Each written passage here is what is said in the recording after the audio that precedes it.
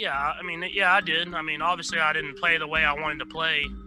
But I mean, what else can you say? All you can do is leave everything you have on the field, and I feel like the guys did that. They were the better team today. They beat us pretty good. The worst I think I've been beaten in a long time. But I'm proud of the guys now. They fought till the very end of the game. So these words from Patrick Mahomes following a shocking loss in the Super Bowl got me thinking about the last time the Chiefs quarterback basically got his butt kicked in a game. In Super Bowl 55, Mahomes with a depleted offensive line ran for an eye-popping 497 yards before attempting a pass or getting sacked.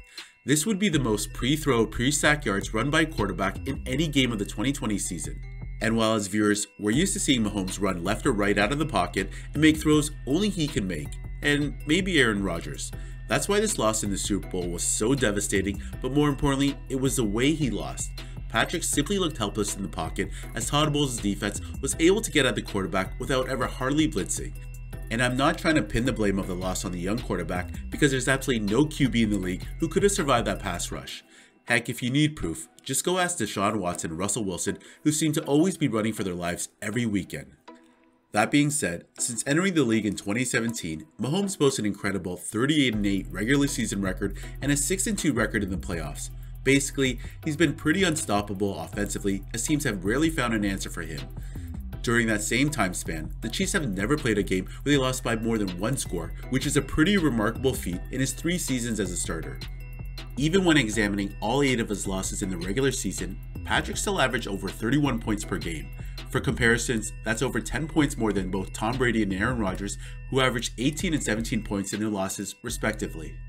His lowest offensive output came in the 2019 season against the Indianapolis Colts, a game that ended 19-13 for the visiting team. This was a defensive struggle for Patrick, who still managed to throw for over 300 yards along with a touchdown.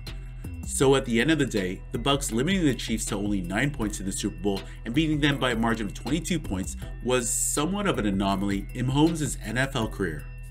With that being said, credit goes to Todd Bowles and the Buccaneers defense, who were able to neutralize one of the most explosive quarterbacks in the league in the biggest game of the year. So this ultimately brings us to the last game where Patrick Mahomes suffered an embarrassing loss. And when looking for this game, it would take us to a Saturday afternoon matchup on November 19, 2016 in the Big 12 Conference, just a few months before the 2017 NFL Draft.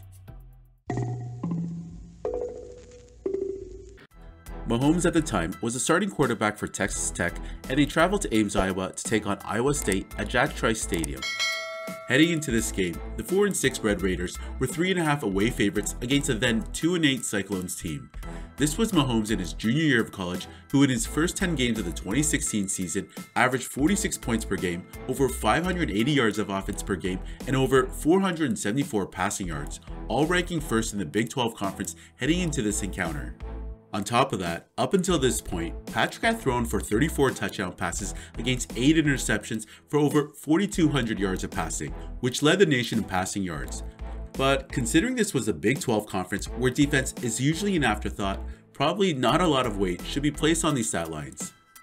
On the opposite side of the field, Iowa fielded 2 quarterbacks who would split time in Joel and Jacob Park, with the idea that Park was more talented but erratic.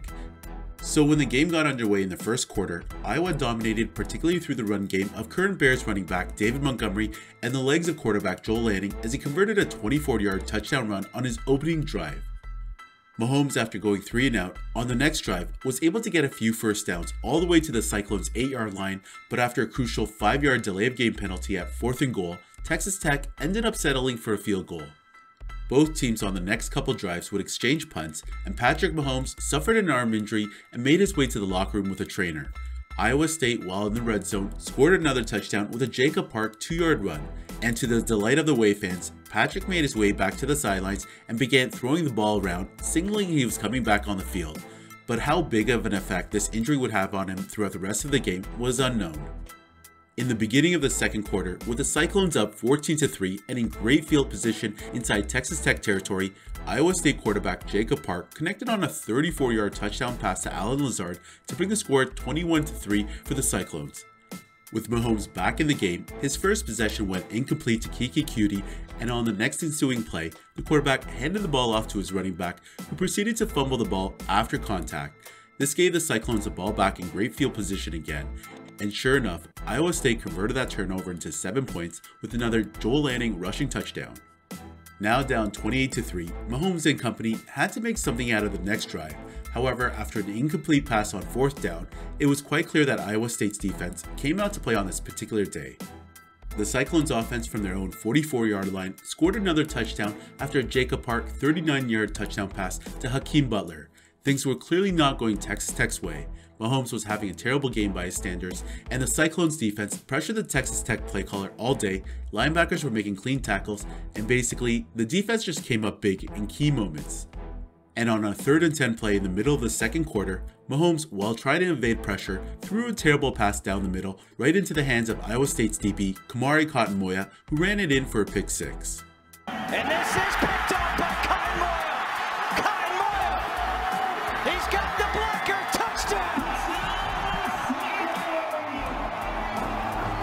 Similar to Super Bowl 55, Mahomes was seeing pressure from all sides of the line as he scrambled left and right out of the pocket and tried to connect with his receiver in the end zone, only for the ball to be batted in the air. Iowa State came back and scored a field goal right before the end of halftime, giving the home team a commanding 45-3 lead heading into the half. And to the dismay of home fans, they were in utter shock in how well their defense were able to stifle one of the top-rated offenses in the nation. The second half didn't change much either. Mahomes continued to struggle and went 3 down on his opening drive in the 3rd quarter. Eventually, he was able to connect with QT on an 11-yard touchdown pass that brought the score to 45-10. But there would be no comeback for the quarterback as Iowa State scored a touchdown on their next 2 possessions, and it was clear at this point the game was lost for Texas Tech. To make matters worse, Mahomes early in the 4th quarter would get picked off again, which led to the Cyclones' final touchdown of the game and bringing the final score 66-10. And with this loss, this would be the biggest defeat Patrick Mahomes suffered in his entire career. Similar to the Super Bowl, Patrick was getting pressure from all sides, which kinda led to both turnovers. He was certainly not himself on this particular day. While it seemed like this game could have affected his draft stock, it actually did the opposite. Mahomes, after suffering an injury in the 1st quarter, showed a lot of will to come back on the field to lead his team. Even down 42 points at the half, Mahomes showed a lot of character and continued to play through injury. He didn't even quit in the second half when the score was clearly getting out of reach. There wasn't much to play for, and why bother risking injury right before the draft? And this is what Chiefs GM Brett Veach saw in the young quarterback as he was present at Jack Rice Stadium on that day. During halftime, the Chiefs GM was going to leave the game, but after seeing Mahomes warming up at the start of the second half, down by 42, he decided to stay and continue to watch. According to reports, Veach liked the leadership and determination the young prospect showed, and I'm going to guess this played a large part in the Chiefs moving up to the 10th spot in the draft in order to secure Mahomes' services. And after 4 seasons, 2 Super Bowl appearances, 1 Super Bowl title, and 1 league MVP, Brett Veach is probably happy he made the decision to stay a little longer that game. Guys, if you enjoyed this video, make sure you like, comment, and subscribe to this channel as it really helps with the YouTube algorithm and gets my videos out there.